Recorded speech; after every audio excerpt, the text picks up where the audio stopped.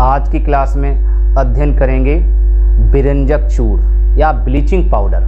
Bleaching powder क्या होता है, उसको कैसे बनाते हैं और उसके क्या क्या उपयोग होते हैं। चलिए स्टार्ट करते हैं। विरंजक चूर्ण, विरंजक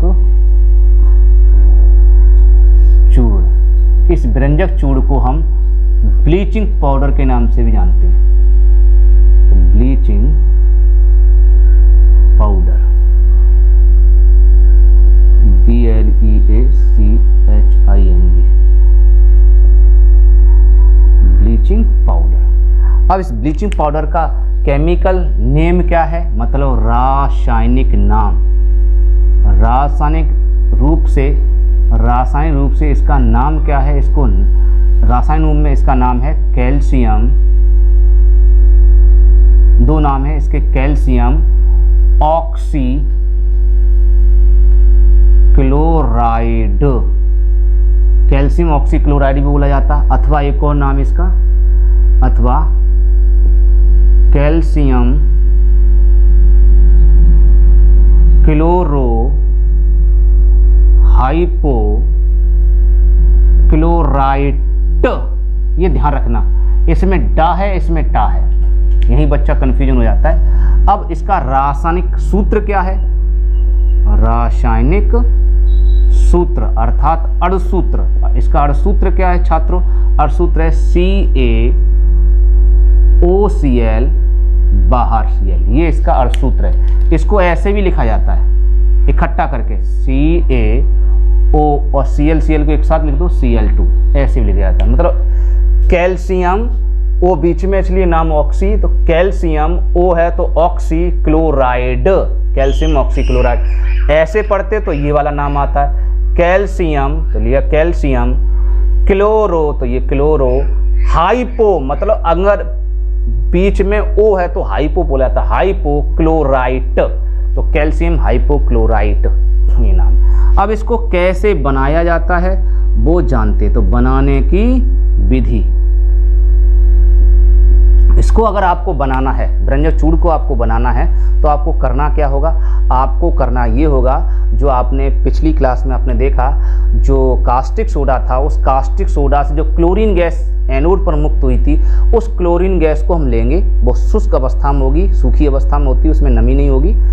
तो फिर उस क्लोरीन गैस को क्या करेंगे, हम कास्टिक सोडा विलेन में प्रवाहित करेंगे, ठीक है, वो सॉरी कास्टिक सोडा नहीं, बुझे हुए चूने में प्रवाहित करेंगे। तो उस क्लोरीन गैस को जैसे ही बुझे चूने में प्रवाहित करेंगे तो आपका आगे चलेंगे, तो जैसे ही केमिकल रिएक्शन होगी तो आपका विरंजक चूर्ण बन के तैयार हो जाएगा।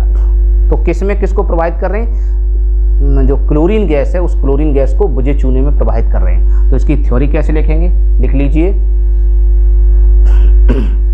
जब शुष्क बुझे चूने पर, शुष्क बुझे चूने, कौन सा, शुष्क बुझे चूने पर क्लोरीन गैस, कौन सी गैस, Cl2, क्लोरीन गैस प्रवाहित करते हैं, तब विरंजक चूर्ण प्राप्त होता है। देखो रिएक्शन देख लीजिए। शुष्क बुझा चूना का सूत्र है CaOH का होल ट्वाइस, इसको बुझा चूना कहते हैं छात्रों। इसमें हमें क्लोरीन गैस डाल देनी है, डाल दी क्लोरीन गैस। तो जैसी बुझे चूने में ये बुझा चूना है, इस बुझे चूने में ये क्लोरीन गैस है, और शुष्क है, इसमें शुष्क का मतलब नमी नहीं है, सूखा है। और जैसी क्लोरीन गैस प्रवाहित करेंगे तो क्या होगा, इसके पेट में से जल निकल जाएगा। जल कैसे निकलेगा, निकालो बेटा। जिसके भी अंदर OH होता है उसमें अधिकांशतः जल बनता है, ये ट्रिक याद रख लो। मतलब रिएक्शन में ऑल विश्व में जितनी भी रिएक्शन होती हैं, उन रिएक्शनों में जिनके भी पेट में मतलब OH होगा तो वो अधिकांशतः जल निकालेगा। कुछ मात्रा में हो सकता है जल ना निकाले, लेकिन अधिकांशतः जल निकालेगा ही निकलेगा। तो इससे जल निकाल दो। जल कैसे निकलेगा, H2, ठीक है, H2 और एक O बचेगा, H2O निकल गया। H2O जल निकाल दिया। अब जल निकालने के बाद कौन बचा, क्या बचा, Ca बचा, और 2 O थे, 2 O में से 1 O बचा, H2 थे, H2 तो 2 पूरे निकल गए, अर्थात H2 निकल गए, 1 O निकला और कुछ नहीं बचा, CaO बचा और बाद में Cl2 बचा। तो ये आपस में जुड़ जाएंगे, ये वाला पास में आ जाएगा और CaO Cl2 बना लेगा। तो रिएक्शन करना कितना आसान, देखिए कितना आसान है रिएक्शन करना। तो बन गया CaCO, इसी को कहते हैं ब्लीचिंग पाउडर या फिर विरंजक चूड़ या कैल्शियम क्लोरो हाइपोक्लोराइट या कैल्शियम ऑक्सीक्लोराइड। ठीक है, तो ये हो गई बनाने की विधि। ठीक, आपको समझ में आ गई। अब इसके उपयोग क्या है छात्रों। रासायनिक गुण, आप लोग मत ये सोचना सब प्राइवेट बुक में रासायनिक गुण भी दिए गए हैं, बेटा हम प्राइवेट बुक से नहीं पढ़ा रहे हैं, हम पढ़ा रहे हैं एनसीईआरटी बुक से। तो एनसीईआरटी का ही सिलेबस बोर्ड एग्जाम में आता है, इसलिए आप केवल एनसीईआरटी पर विश्वास कर सकते हैं, आपको प्राइवेट बुक, किसी भी प्राइवेट बुक पर विश्वास नहीं करना। ठीक है, तो एनसीईआरटी बुक में केवल बनाने की विधि दी गई है, तो आप बनाने की विधि ही परीक्षा में पूछी जाती है हमेशा, इसके रासायनिक गुण नहीं पूछे जाते हैं। उपयोग पूछ सकता है, उपयोग भी दिए गए, तो इसको उपयोग क्या है इसको डाल लीजिए उपयोग। तो उपयोग आप किताब से और पढ़ लीजिए, हम 1-2 उपयोग जो इम्पोर्टेंट उपयोग है वो बता देते हैं और कुछ आप बुक से पढ़ लेना। ठीक है, तो उपयोग क्या है इसका उपयोग, देखिए विरंजक चूड़ के उपयोग। नंबर 1 पहला क्या है, विरंजक चूड़, जो नाम से ही पता लग रहा है विरंजक, मतलब बी माने बाहर कर दे, रंज मीन्स रंग को, जो रंग को बाहर कर दे। अर्थात जैसे ये देखो शर्ट आपकी ये बैगनी कलर की दिखाई दे रही है ना, अब इस शर्ट का जैसे ही इसको इस विरंजक चूड़ में इस शर्ट को डालेंगे, विरंजक चूड़ को इस शर्ट में डालेंगे या इसके ऊपर विरंजक चूड़ डाल दो, बात एक ही है, तो आप देखेंगे इसका कलर एकदम गायब हो जाएगा, उड़ जाएगा, अर्थात विरंजित हो जाएगी वस्तु। विरंजित माने कलर उड़ जाना। इसका मतलब इसका उपयोग कपड़े, है ना, लकड़े की गूदा, है ना, हाथी दांत आदि के विरंजन क्रिया में करते हैं। विरंजन माने रंग को उड़ाने का कार्य करते हैं, इसका उपयोग। दूसरा उपयोग है ऑक्सीकारक में। ऑक्सीकारक में कहाँ, लेबोरेटरी में, प्रयोगशाला में ऑक्सीकारक के रूप में करते हैं इसका उपयोग। ठीक है, तो ये उपयोग है, और भी आप किताब से अगर पढ़ना चाहें तो आप पढ़ सकते हैं। ठीक है, तो सबसे ज़्यादा महत्वपूर्ण उपयोग जो मैंने बताया वो इसका उपयोग है विरंजन में, क्योंकि इसका नाम विरंजक चूड़ है, तो ये विरंजन क्रिया में इसका उपयोग होता है। ठीक, अब आपका टॉपिक है दूसरा कंपाउंड है आपका दूसरा कंपाउंड आपका है सोडियम कार्बोनेट। सोडियम कार्बोनेट, और सोडियम कार्बोनेट को हम एक तरह से हम धावन सोडा के रूप में लिख सकते हैं। ठीक है, धावन सोडा। तो नेक्स्ट हेडिंग आपका धावन सोडा। धावन सोडा डाल लीजिए, या धावन सोडा नहीं डालिए, आप डाल लीजिए खाने का। नेक्स्ट टॉपिक आपका है खाने का सोडा। खाने का सोडा ये डाल लो, ये बेस्ट रहेगा। खाने का सोडा, सॉरी नहीं, खाने के सोडा, जो खाने का सोडा होता है इसको खाने वाला सोडा कहते हैं। इस खाने के सोडा का रासायनिक नाम क्या है, इसका रासायनिक नाम आपका मिलेगा, इस खाने के सोडे का रासायनिक नाम है sodium hydrogen carbonate. Sodium hydrogen carbonate को खाने का सोडा कहते हैं। ठीक है, इसका दूसरा और नाम है, क्या नाम है, हाइड्रोजन को बाई के नाम से भी जाना जाता है, बाई, तो इसलिए इसका दूसरा नाम है सोडियम बाई और लास्ट में कार्बोनेट। तो सोडियम बाई कार्बोनेट को खाने का सोडा कहते हैं, सोडियम हाइड्रोजन कार्बोनेट को भी खाने का सोडा कहा जाता है। अणुसूत्र इसका बात करें, अणुसूत्र मतलब रासायनिक सूत्र की बात करें, रासायनिक सूत्र या अणुसूत्र की बात करें, सूत्र होता है NaHCO3, तो बीच में H आ जाए, इसका मतलब ये अम्लीय है, अम्लीय लवण है, इस अम्लीय लवण की बात करेंगे। अब इसको बनाते कैसे, तो डाल लीजिए हेडिंग बनाने की विधि। इसका प्रोसेस क्या है, इसको कैसे बनाते हैं, इसको छात्रों इसको भी नमक के द्वारा ही बनाते हैं, उसको भी नमक के द्वारा बनाया था ब्लीचिंग पाउडर को, तो उसमें 2 प्रोसेस में बनाएंगे ब्लीचिंग पाउडर को। क्यों? क्योंकि पहले नमक को घोल के विद्युत धारा प्रवाहित करेंगे और फिर क्लोरीन गैस बनाएंगे। जब क्लोरीन गैस बन जाएगी फिर उस क्लोरीन गैस को हम बुझे चूने में प्रवाहित करेंगे, तब आपका ब्रंजचूड़ बनेगा, अर्थात 2 स्टेप में। और इसमें आपका एक ही स्टेप में, इसमें केवल नमक ले लेंगे, उस नमक को पानी में घोल लेंगे, अर्थात घोल बना लेंगे, नमक का विलयन बन जाएगा। उस नमक के विलयन में आपको क्या कर देना, CO2 मतलब कार्बन डाइऑक्साइड गैस और आपको अमोनिया अर्थात NH3 गैस, ये दोनों गैस प्रवाहित कर देनी है। जैसे दोनों गैस प्रवाहित करेंगे आप देखेंगे जादू दिखाई देगा, उसमें ऑटोमेटिक अपने आप खाने का सोडा बन जाएगा और साथ में अमोनियम क्लोराइड नाम का एक पदार्थ और बनेगा जिसको हम नौसादर कहेंगे। ठीक है, देखिए कैसे। थ्योरी बाद में, अगर थ्योरी लिखना चाहो तो लिख लीजिए, थ्योरी लिख लो, उसके बाद रिएक्शन कर लेंगे।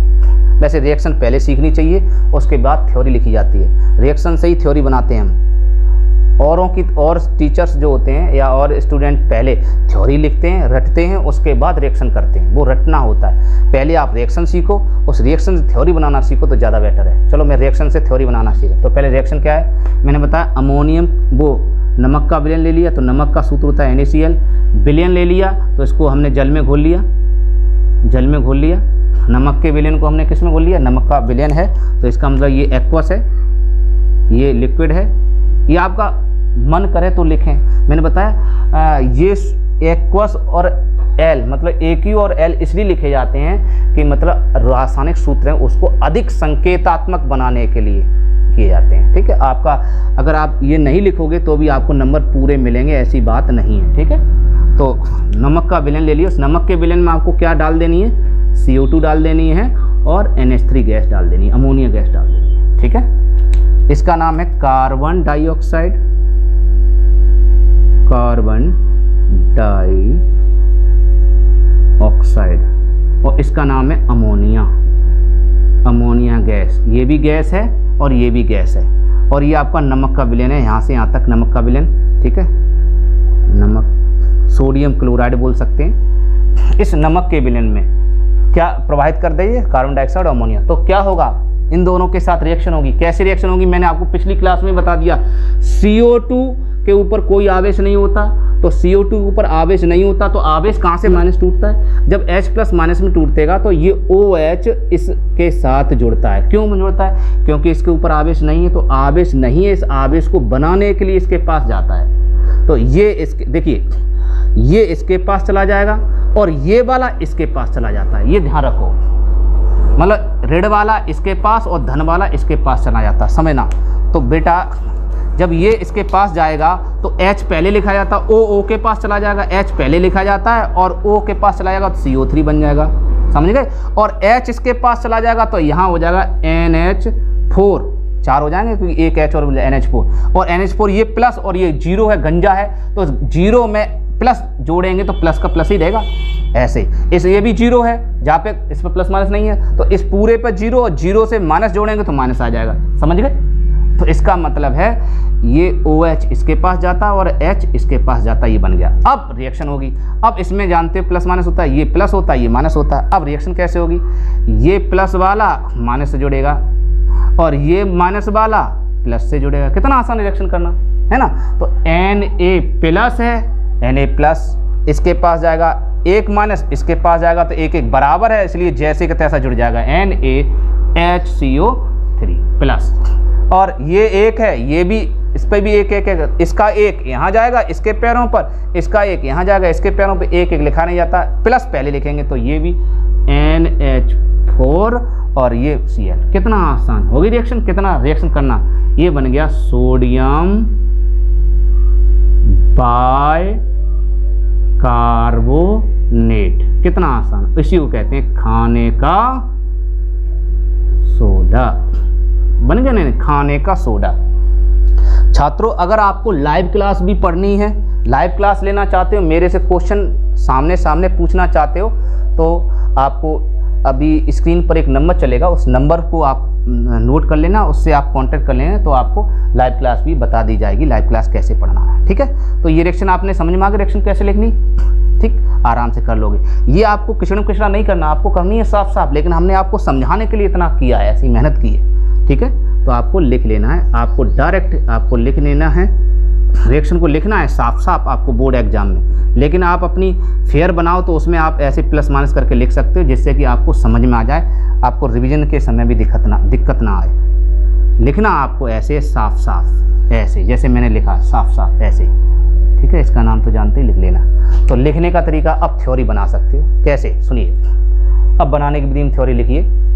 क्या, सोडियम क्लोराइड के विलयन में या नमक के विलयन में कार्बन डाइऑक्साइड और अमोनिया गैस प्रवाहित करते हैं तो सोडियम बाइकार्बोनेट और अमोनियम क्लोराइड प्राप्त होता है। सोडियम बाइकार्बोनेट को खाने का सोडा कहते हैं। अब ये रिएक्शन नोट कर लो, होगी रिएक्शन, कितना आसान। अब इसके उपयोग, खाने का सोडा का उपयोग।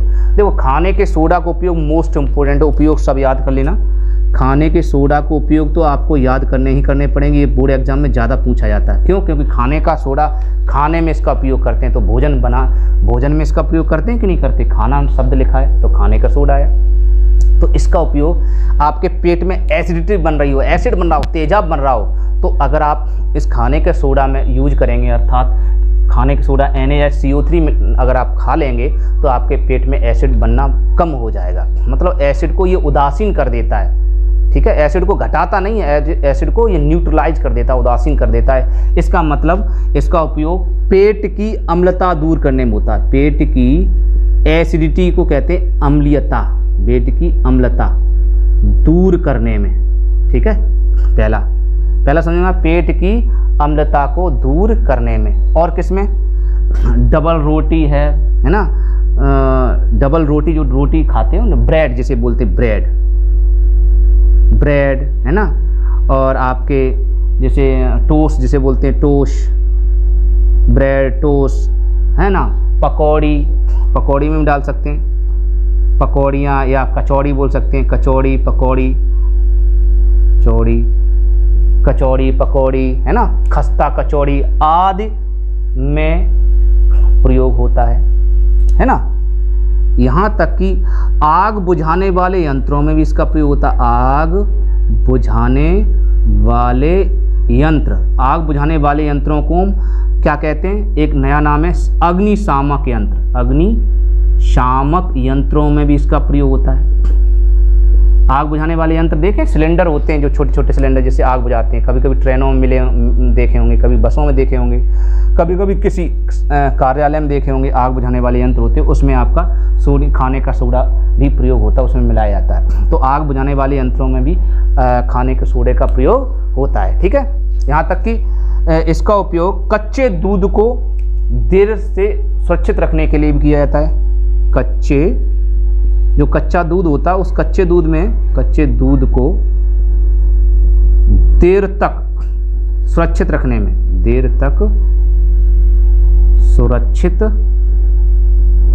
में इसका प्रयोग होता है।